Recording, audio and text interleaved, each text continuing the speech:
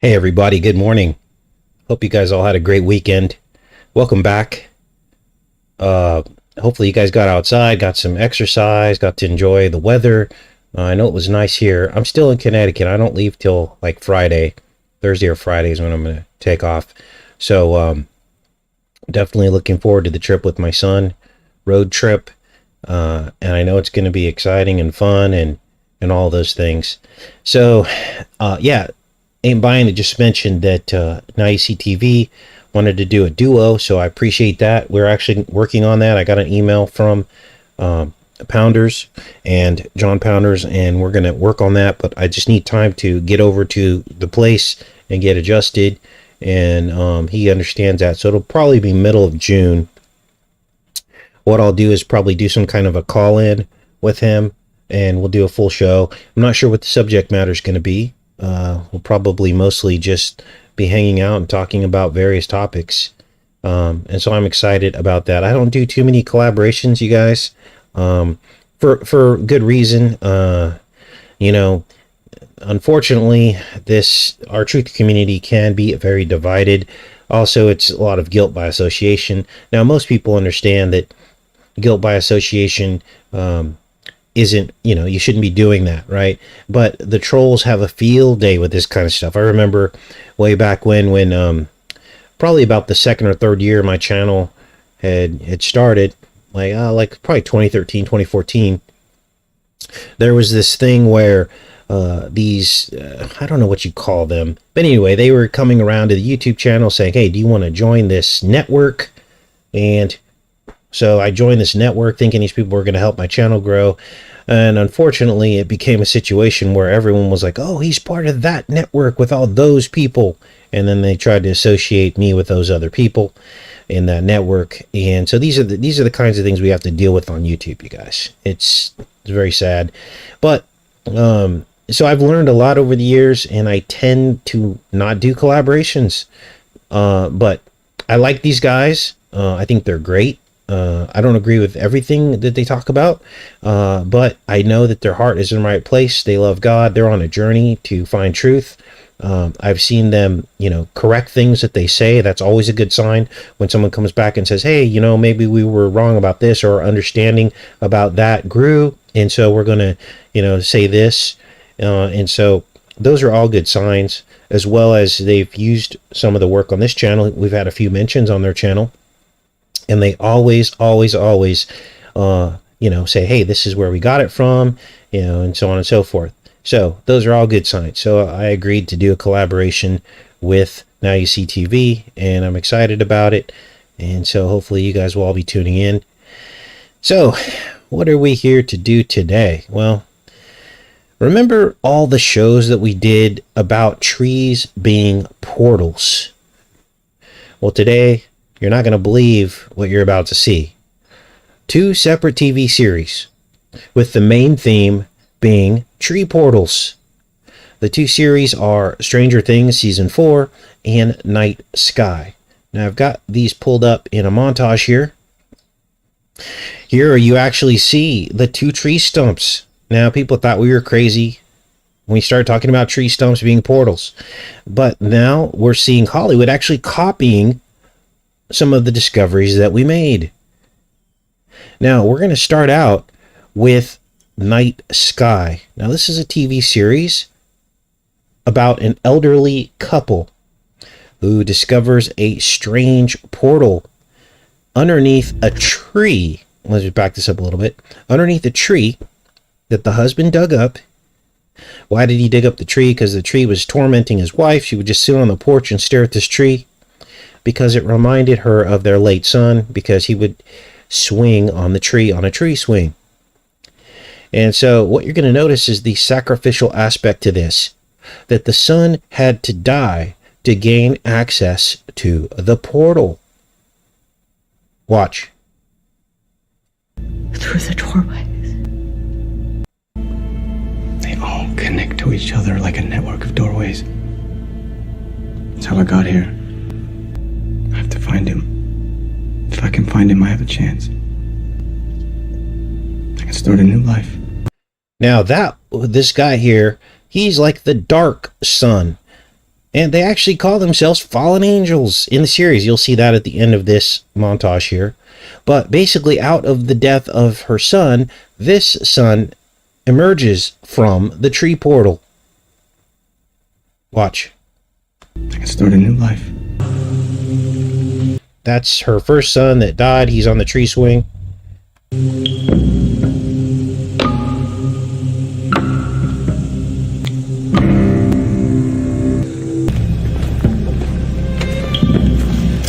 The husband then goes and cuts it down.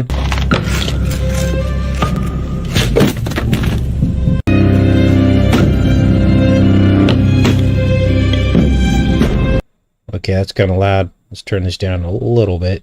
It's probably blowing your guys' eardrums out. And so then the opening sequences of the series, Night Sky, are these stars shaped in a pattern, the pattern of the iris of the eye, which is also a portal. The Bible says the eye is the window to the soul. Now, we haven't completely broken down what exactly that means, but there's been a lot of clues, and we're piecing this together, the direction of the Holy Spirit, of course, what exactly that means, that the eyes are the window to the soul. Let's keep watching here.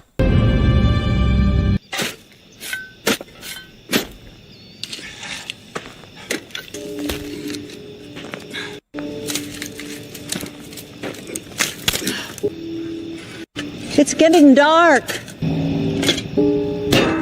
So he finds this portal underneath the tree stump, again, confirming what we've been saying for about 3 or 4 years now. Let's keep watching. Now, listen, I want you to understand that when I rehash and talk about and remind you about previous decodes and things we've already covered, it's not to serve my ego. I had someone come on here and accuse me and say, I can't watch your videos because your ego is through the roof. Well, that's completely untrue.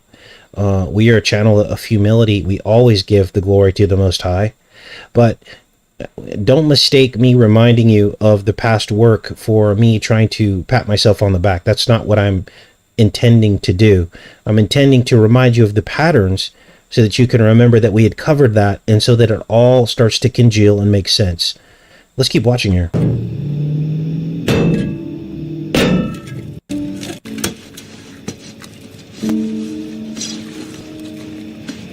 What is it? I don't know. So they go into this room, and it's basically underneath the tree, and these are the portals that take them into other worlds.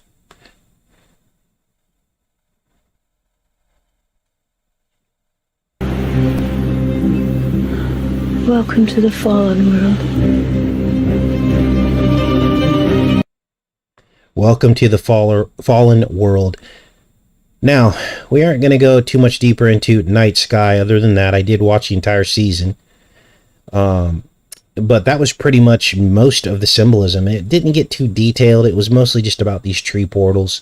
I mean, I'm sure we could have spent more time on it, but it really wasn't full of much symbolism other than that. Now I want to get into Stranger Things, Season 4. Because this also is about tree portals. Watch.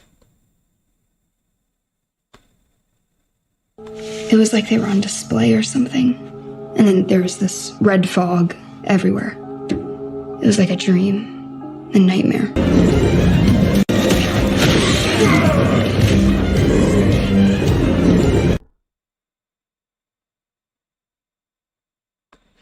So, Stranger Things, of course, Netflix's most popular series. It probably saved them from bankruptcy, to be honest with you. Taps into this whole Dungeons and Dragons lore, is what it's mostly about, which was actually going on during the time I was growing up. I grew up in the 80s, but they really try to hyperbolize this Dungeons and Dragons fear that the Christians had during this time period. Fear about this game and everything associated with it. And I really don't believe it was that bad as how it was depicted in the series in terms of the Christian fear. I know they had the whole satanic panic And I guess that was part of it. And parents were afraid of it, I suppose, but they weren't condemning children or going on witch hunts and things like that. The series really tries to basically say that a lot of that was going on, and there were all these witch hunts, and they try to minimize and discredit the truth about this, which is that this was happening. But by trivializing it in the series and making it sound like no big deal, they basically absolve themselves of any guilt. You see, what happened is during this era, people started communicating more. Before the internet, there were blogs and books and people writing papers and publications. This is how they communicated in the 80s, because there was no internet. But as things began to come online, people started sharing stories. And so these Satanists could no longer get away with what they were getting away with. Could they? And so this is where they had to go underground, and they had to hide more and be a little bit more careful about what they were up to. Let's keep watching here.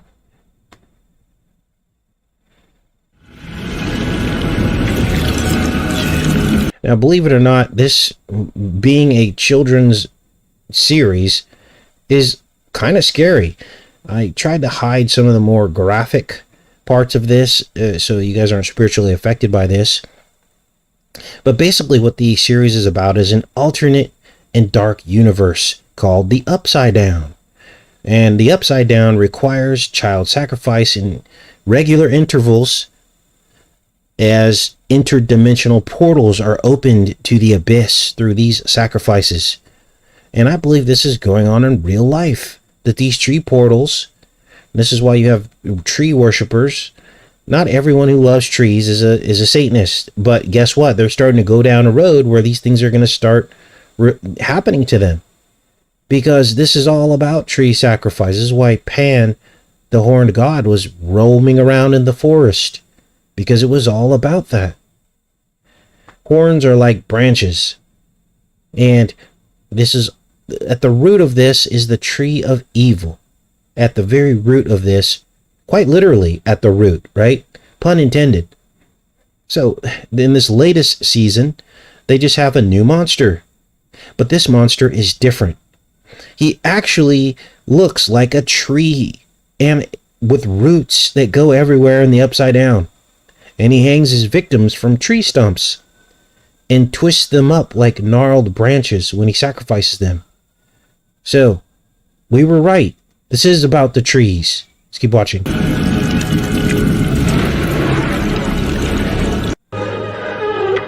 Now here's the Chronos time aspect to all this, which we talk a lot about on this channel. Like a normal old clock.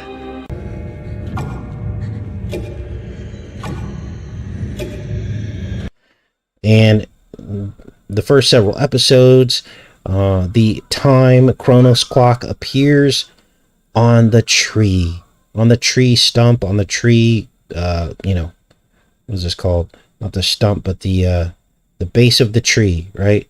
The trunk of the tree is where it appears. And this is the first clue. Now this girl right here, her name is Chrissy. And she's the first victim in this new season. So obviously this is Christ mockery, isn't it? Because Chrissy, Christ, is hung on a tree. Quite literally. Now I'm not going to show you that part because it's very graphic. But basically this demon levitates the victim in the air and breaks every single one of their bones and basically turns them into a gnarled tree. Is basically what they look like. Why is this wizard obsessed with clocks? Maybe he's like a clockmaker or something? I want you to find Dr. Ellis. Can you do that?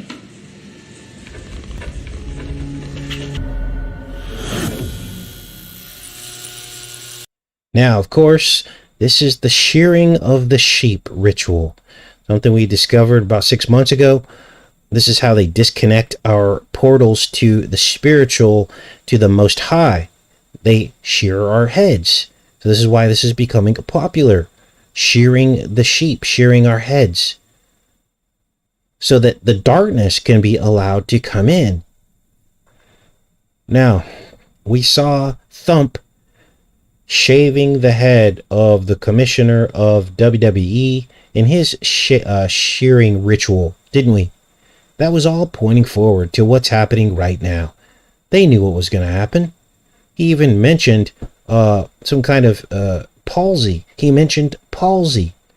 The commentator, while Thump was shearing the head of the commissioner, he said the commentator mentioned palsy, which of course is one of the side effects of the very thing that he would create at warp speed. Let's keep watching here.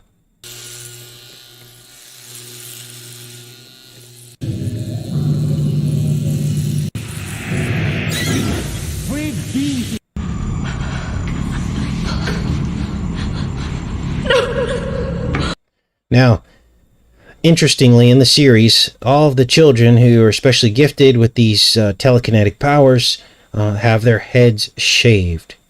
Now, this is interesting because I shared a personal experience with you based on a scholarship that I got years ago when I was in middle school.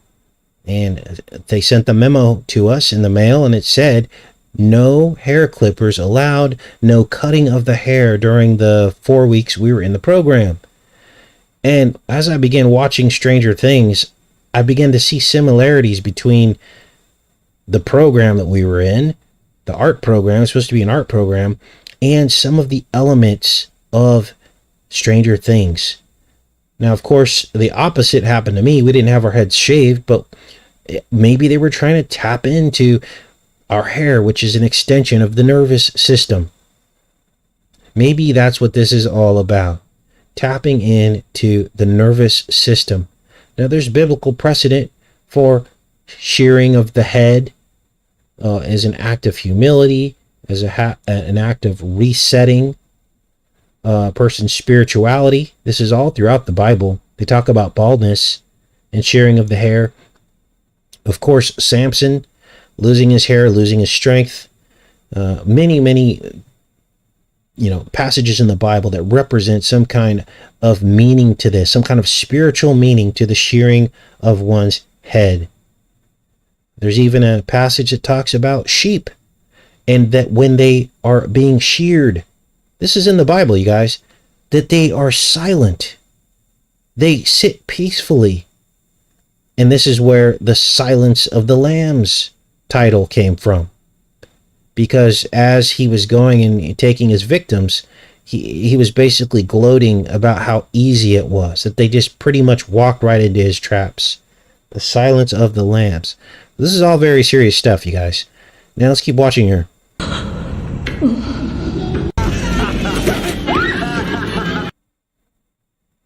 Now this next part I included because of Skull and Bones. Obviously, they have to just continually put their 322 in everything, don't they? Now, most people in our community of truth see these numbers over and over again and understand that they're very real. But as you can see, these decodes go far, far deeper than just the numerology and the pyramids and the all-seeing eyes. Those are the obvious symbols. But I included this in here so that you can see that this is very real, that 322 is very real to these people. And they parade it all throughout their films. Now, in this scene, just so you know, 11, which is the name of the girl, she's one of the most gifted of the children with powers. And she's in a skating rink. And it's a humiliation ritual as basically these girls put her in the middle of the skating rink, and they all spin around her in a circle and make fun of her until she falls down in humiliation. Remember, spirals are portals. So even them, skating around her in a circle, it has significance.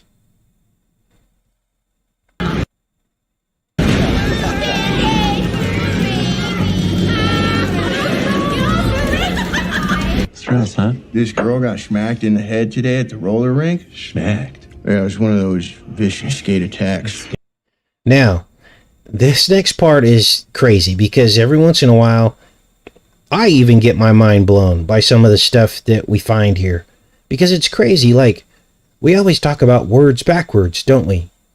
We always talk about how these people, literally the English language is, you can almost take every single word, spell it backwards, and sometimes you might have to scramble it, but you can find the deeper meaning to a word inside of the original word just by reversing the word or scrambling it. And this should give you all the clues you need as to who really runs this world, who really came up with the English language.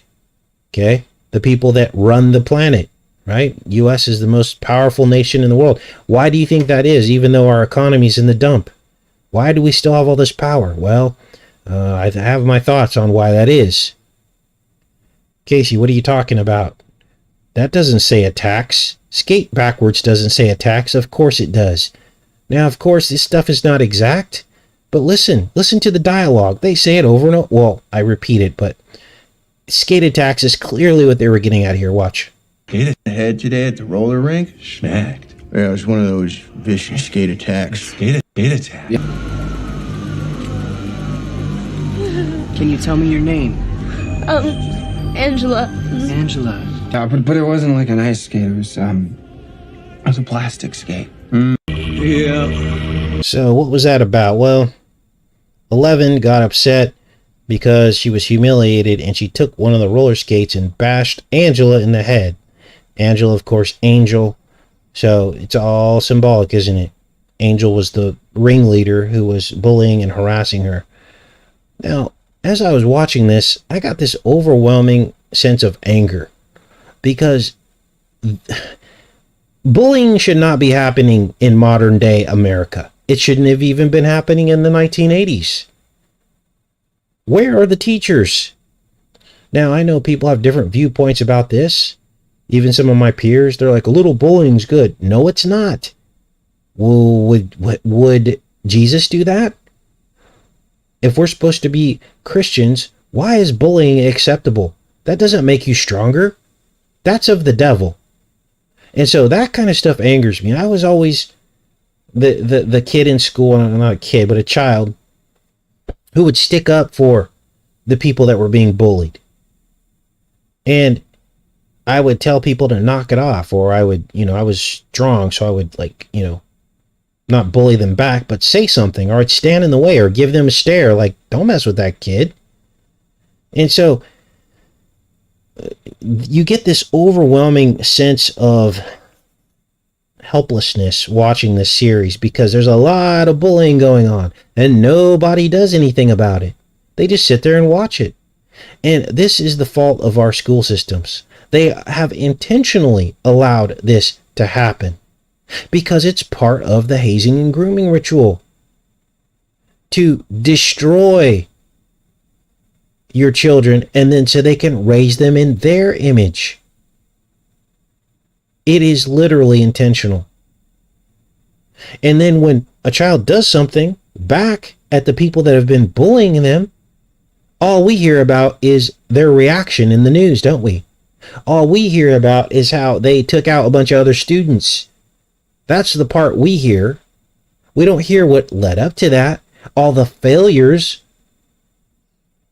and the people that we have trusted to protect our children and not doing their job day in and day out.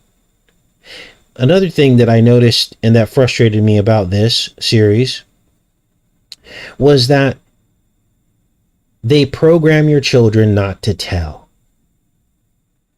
Several instances when 11 is being bullied and harassed, some people try to step in and help her, but then they ask her who did it and she won't tell them, no matter what. So snitching, another very unbiblical thing that people try to say, oh, you should never ever be a snitch. Well, no, that's not biblical. Jesus called people out for their hypocrisy, and he told them, you do not threaten a hair on these children's head, or you'll have a millstone tied around your neck. Do you think Jesus went around allowing people to exploit people and hurt them without telling the truth? Of course not. Look, you can't go wrong if you just think of Jesus' example. and what he did and how he handled situations.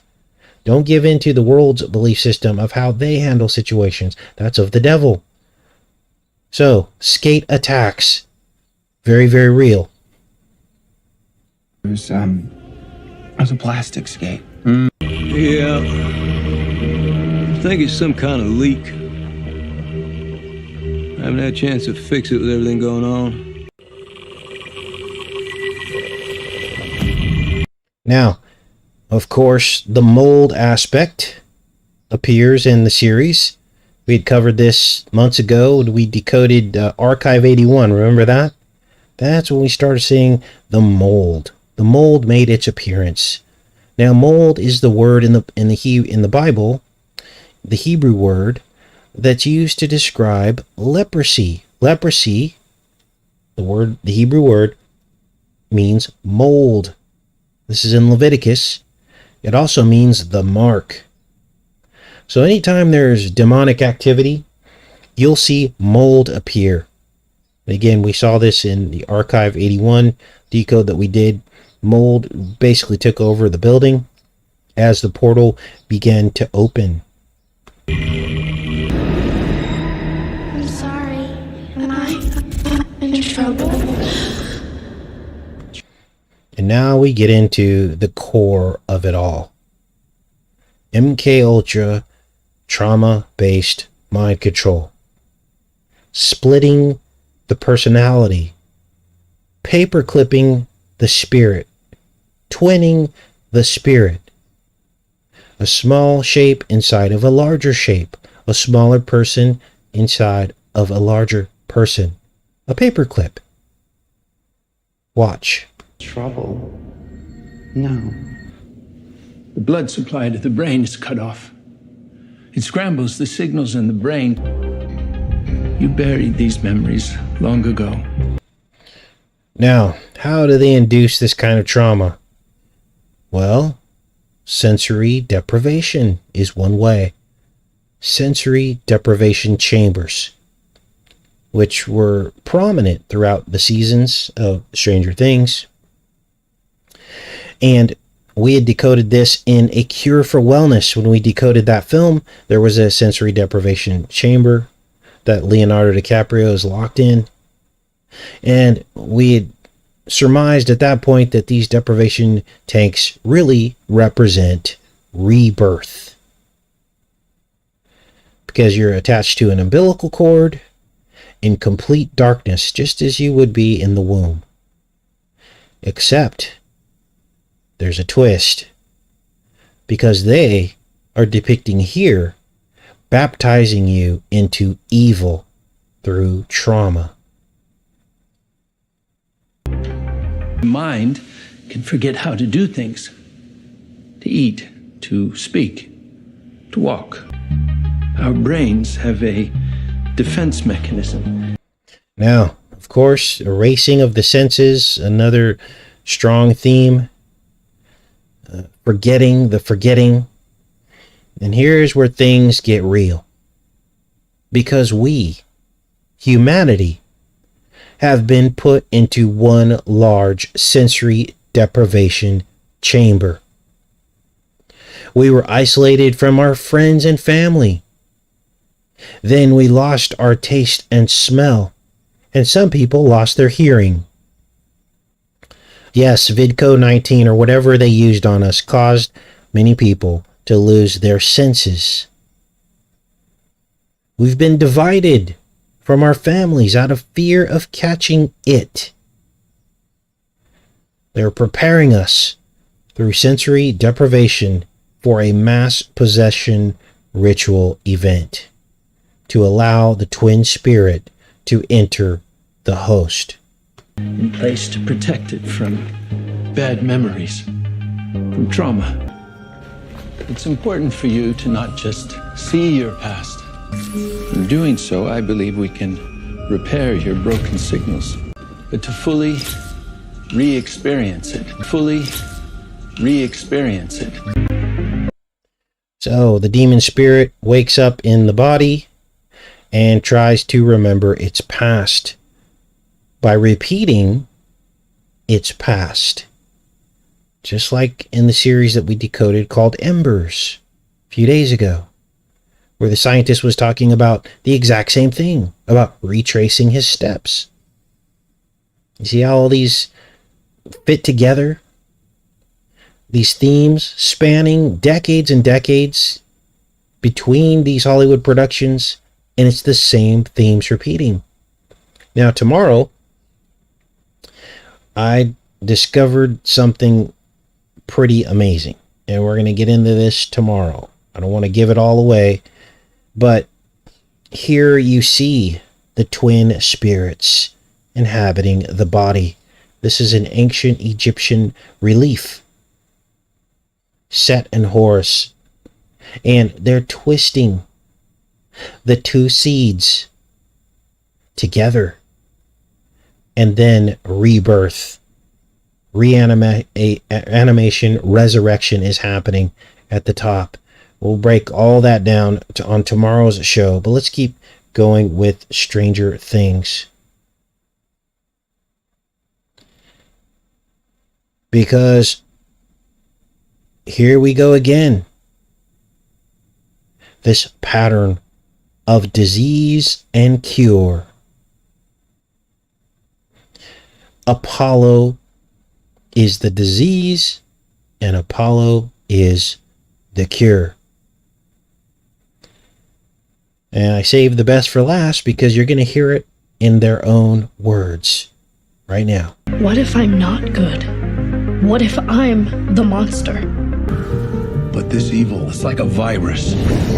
Each time it returns, it comes back stronger, smarter, deadlier. Who think you are the cause. I believe they're wrong. I believe you're the cure. Now, there's more to do on Stranger Things Season 4. I think I'm about 3/4 of the way through the season. And so stay tuned. There will be a part 2 to finish this up for you guys. There's actually a couple of the episodes that haven't aired yet. So let's go into the chat now and see what you guys are up to. Appreciate everybody showing up today. And again, I want to make a special announcement that in the middle of June, we're going to be doing a collaboration with Now You See TV, John Pounders. It's been a long time coming, so stay tuned for that. Please welcome anyone that has come over from that channel in the chat and in the comments section. So, all right, let's go in here and do a little Q&A. As you guys, gosh, what a crazy series, right? See what you guys are up to here.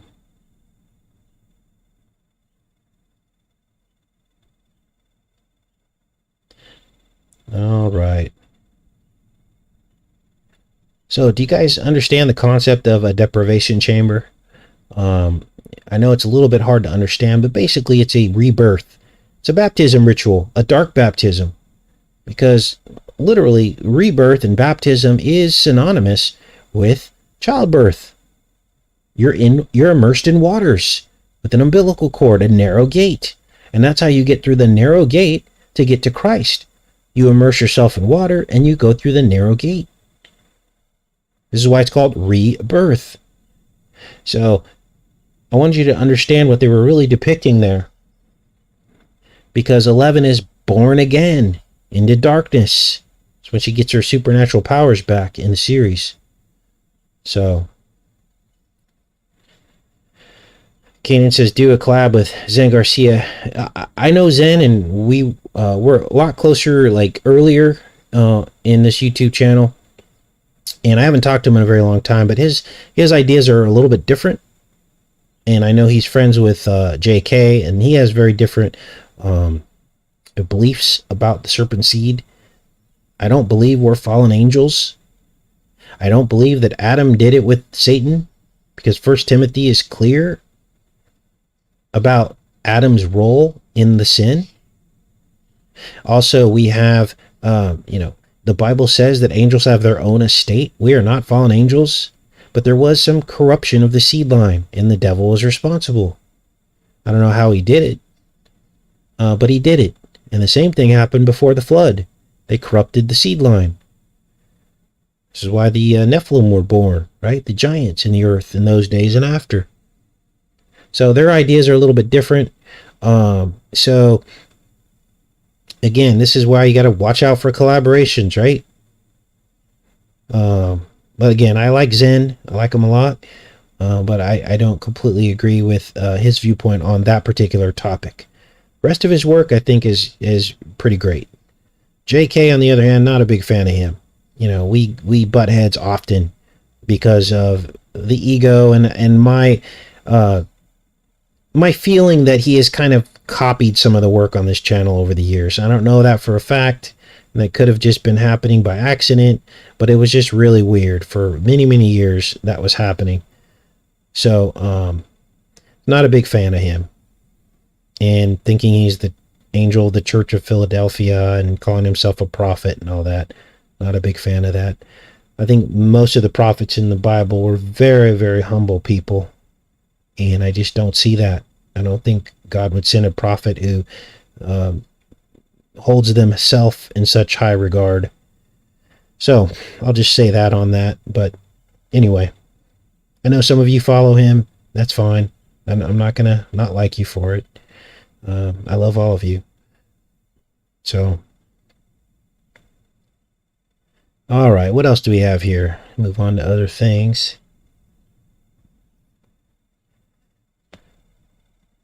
Yeah, we're not the angels who fell. You guys, angels have their own estate. Bible's pretty clear. You just have to dig into it. I would do a whole study on it, but you know, you guys know. Sometimes people get caught up in the supernatural. They get caught up in, you know, some of these revelations, and they think that because a person discovered something that they need to listen to the person instead of glorifying the Most High and giving all the glory to Him. You just run away from people who try to take all the credit for things and start calling themselves angels and prophets and all that. I'm not a prophet, you guys, and you guys know that. I've never claimed that. I'm not an angel. I'm not anything. In fact, I do just the opposite. I tell you, I'm just like all of you. I'm just a person. We're all trying to figure this out. I try to give credit to all the people who, you know, come to this channel and who are part of the process of helping us discover all this stuff. So, you know, I'm nothing. I'm a lowly, humble person. And, you know, so that's what's going on this channel. All right. What else do we have here?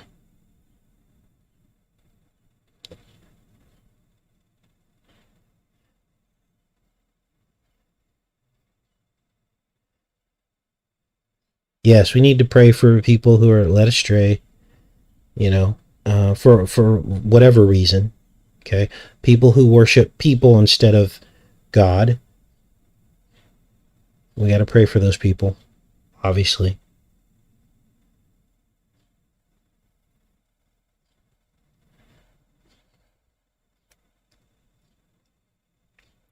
All right. What else you guys want to talk about? No, KJ's awesome. Like KJ.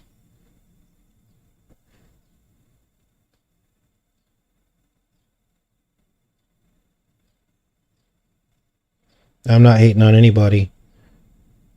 If you think that that's happening here, you're not listening to the words we're saying here.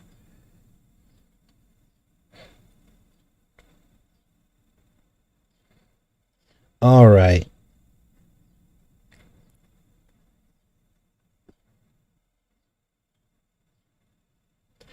What do I think our pre-existence looked like then? Okay, that's a really good question. Well, the Bible is clear. In the book of Genesis, it says God created us out of dust and He breathed the breath of life inside of us. And it says that there was flesh, but I believe that the nature of our flesh was different. How do I know this? Well, because of the descriptions that the Bible gives, right? Remember, Eve's physical makeup changed.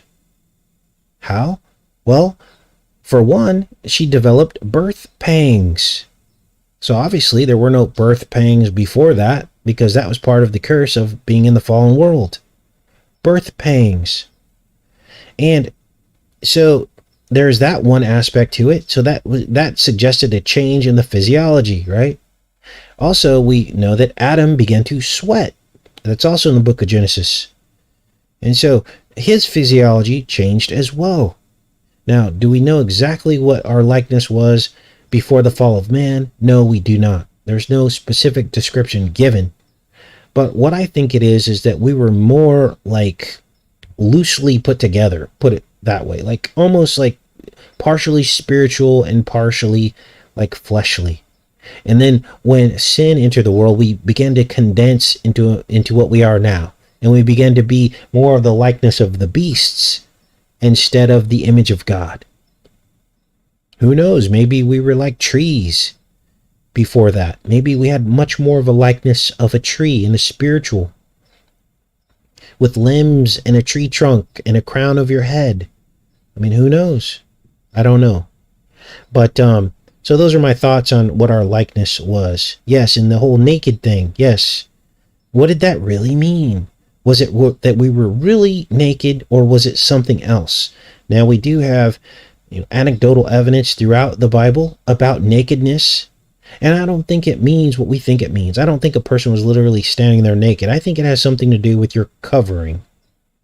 Your covering, and you can look this up in the Bible. This would be a great Bible study for people to look up, is what the Bible says about covering and your glory, which goes right back to the hair, right? That the Bible says that a woman's hair is her glory. What does that mean? Here's what I think it means.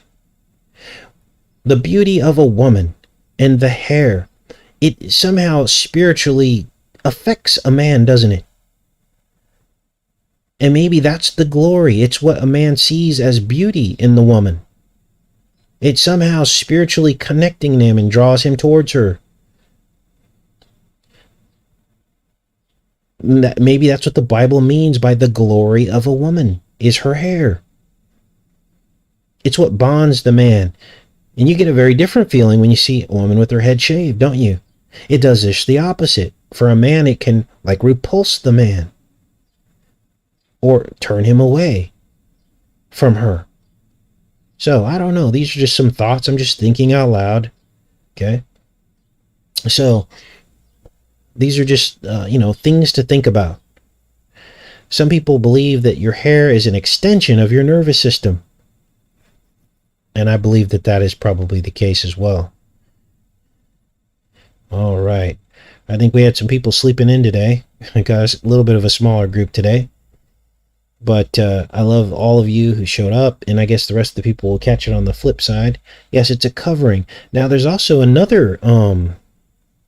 remember the, what was it, Elijah or Elisha?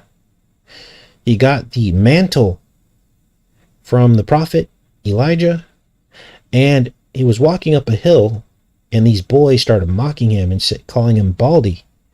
Well, maybe, this was about this covering, this mantle that's talked about in Genesis, nakedness. So, there's something more to that.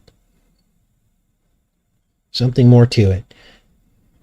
I can't wait to get to heaven and have God explain all this to us. The scrolls opened, filling in all the blanks of all the things that we like to imagine and think about, to explain these things.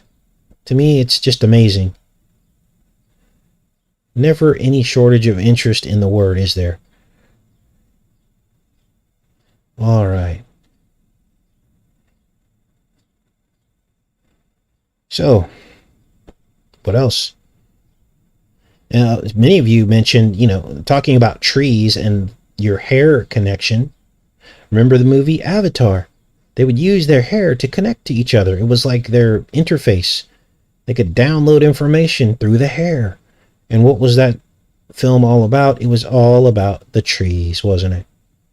The giant tree in the middle of the garden. So that, there's something to this. Much more to it than meets the eye. Now, how did we lose all of these realizations and connections? Well, the biblical interpreters. when they translated a lot of this stuff from the original tongue, a lot of it got lost in translation. And this is why, some people say, oh, you're adding to the Bible. No, we're not adding anything to the Bible. We're simply trying to find the original interpretation. We're not relying on man's interpretation. We're looking at the original language and seeing what possibilities there are. And as long as none of that interferes with the gospel, the biblical message, belief in God, or any of the biblical tenets that we know are correct and true, then there's nothing wrong with that. There's nothing wrong with that at all. We're not adding to the Bible. We're just looking at other possibilities. So, and the second that anything that comes out of our mouth contradicts, or puts someone's salvation at risk, you need to let me know, because that is not my intention when we look into this stuff. So, what's not biblical? L is Yeshua. Yes, he cursed them and bears ate them. Remember that? Remember the decode we did on that?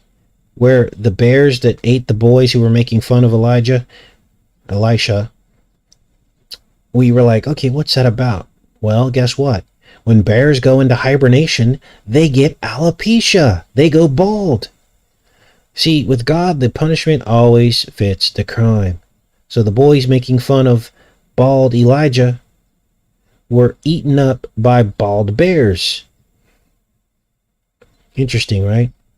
Now, a lot of people discourage this kind of, biblical research. Okay? But that's because they're afraid. Or it's because they're so ingrained in big box Christianity and the repeated messaging that they've been given that has not increased in knowledge in the last days, that they are scared. They're scared of biblical interpretations. And, okay, that's fine if you want to be scared of that. I guess that's okay. That's up to you. I can tell you this.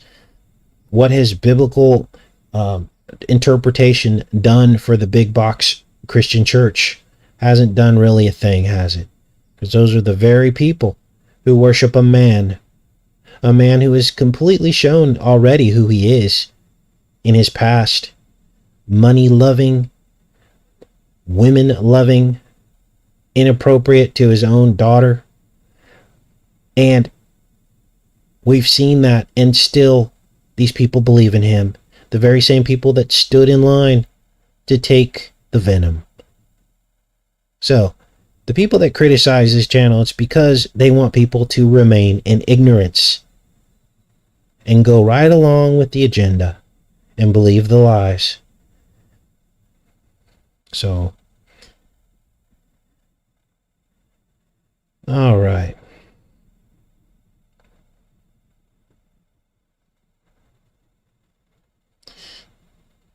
Okay, you guys. Well, I hope you guys have a great day, and I'm glad you guys showed up, and we'll talk to you guys tomorrow.